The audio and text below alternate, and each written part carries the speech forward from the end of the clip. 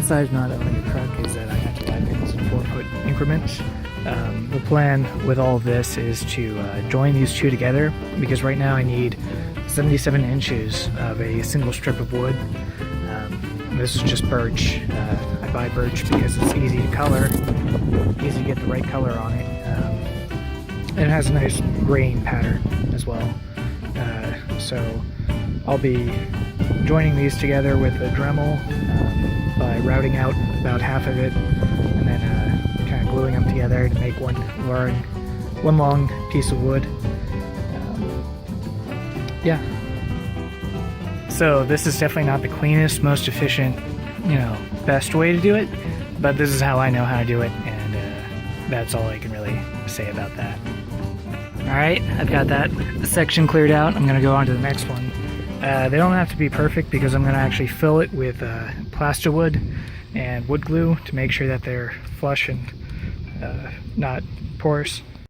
The dock covered with a little bit of wax paper to help prevent me from making a mess, and test fitting these kind of just sit right on top of each other. I'm going to hit them up with a bunch of this wood glue and let it dry for a bit, and then we'll come back and seal up anything left with the wood filler. Got a spare tire there, weighing it all down to keep it together. I'll check back on it in an hour or so. Okay, so this joint I made kind of sucks. So what I'm going to do is I'm actually going to flip it over and redo it with the dowel here. And hopefully that'll get a nice, clean, strong joint.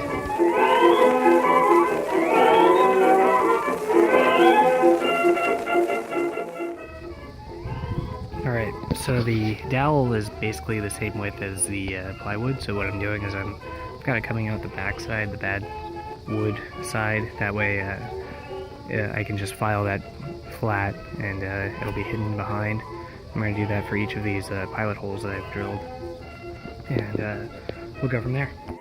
Alright, so what I'm doing is I'm filing down little bits of the dowel and shoving them in the hole there. My lighting is going away rapidly, but I've also got some wax paper on the dock so I don't get in trouble with the harbor master as I do this. I'm going to test fit all of these before I glue anything, because the last thing you want to do is start gluing before you're actually ready.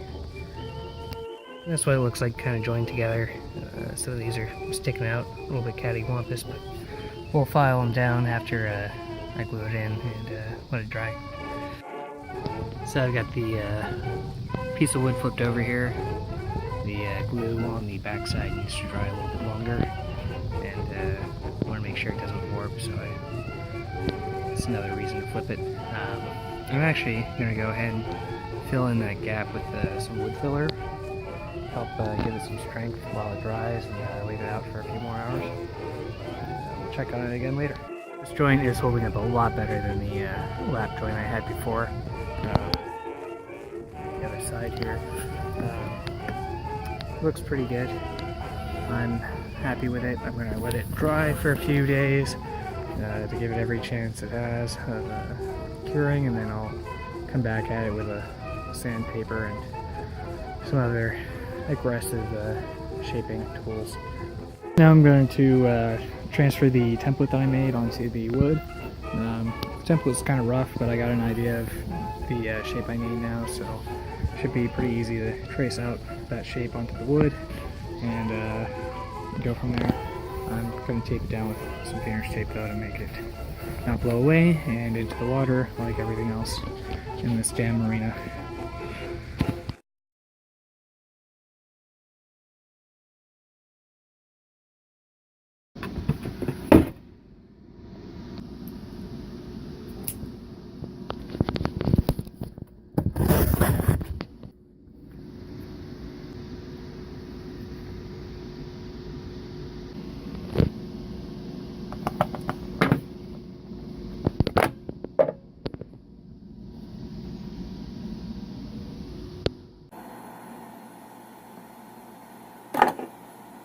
Hi there. You might be noticing that I'm not using a cell phone anymore. I can now actually ditch this old thing and talk to you with a real camera. So I'm pretty excited about that, and I hope you are too.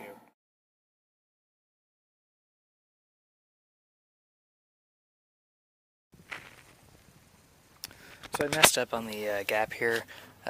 It was way too far forward, which would have put the gap right in the middle of the window. So I need to shift everything on the new wood so that the gap is actually down here. That way I don't have a giant gap in the middle of my window, because that is where the water comes in. So I'm going to trace it onto the fresh wood here, and I won't join the wood until after I've cut it.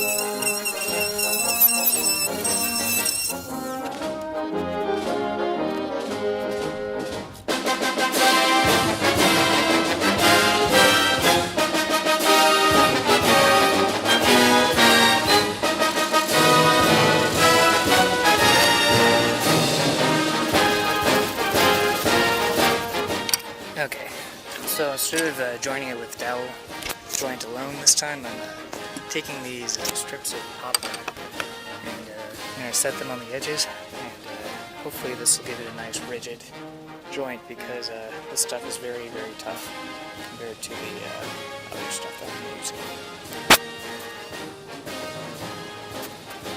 I'm gonna let that dry for a few hours and then come back and glue it to the other side, and then we'll go ahead and stain. Okay, I've got it basically coated in crap ton of glue. I'm gonna let it dry for a bit, and then bought a planer, so I'm gonna have to plane these flat. That way they're flush with the wood and I don't get a bump in there. And we'll check on it when I get back from lunch. So last time I did a dowel joint on here, I was using a 1/4-inch dowel, which is the same thickness of the wood itself. So now I bought this 8-inch dowel and this very long drill bit. I'm going to be going in at a very shallow angle with my drill, a couple dozen of those into the joint there to help reinforce it, because right now it's very strong in this direction but not so much the other direction, so I want to try to give it as much reinforcement as I can.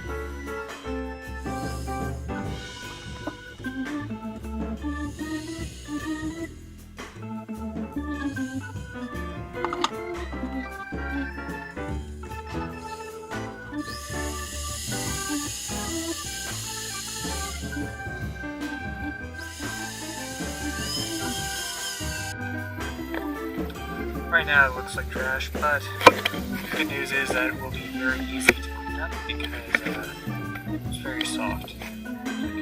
Sand that up. Okay, I've let this dry overnight. It is not as flimsy as the last attempt at that, which is good. So today when it dries up a bit, I will sand all these off and grind it down and make it look nice and flush. Then on this side we'll have to grind that off, and I'll use my planer to plane these flat, and we will get to staining. Alright, this part I don't recommend doing indoors like I'm about to do, but it is too dreary out for me to do it outside where I should. But we're going to basically be coloring it now. I've got this pre-stain conditioner. However, I noticed that it doesn't actually do anything, so I'm just going to move that out of the way. Out of the way over there. To get the correct color, this dark reddish brown that you see out all over my boat, I actually need to layer 2 of them. I'm going to use this royal walnut as kind of a base layer, and then on top of that I'll put the red mahogany.